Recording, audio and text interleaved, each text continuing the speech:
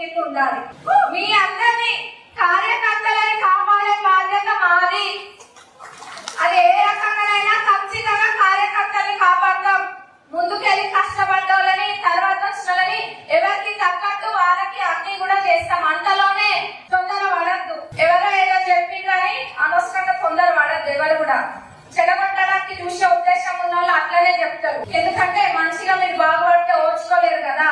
అరే మీకు ఇట్లా చేయరంట, వేరే వాళ్ళకి ఇంకేదో చేస్తారంట అని చెప్పి మిమ్మల్ని మీలో ఉన్న ధైర్యాన్ని తగ్గించి మీరందరూ కూడా ఆలోచనలో పడేటట్టు చేయడమే వాళ్ళకున్న స్పెషాలిటీ.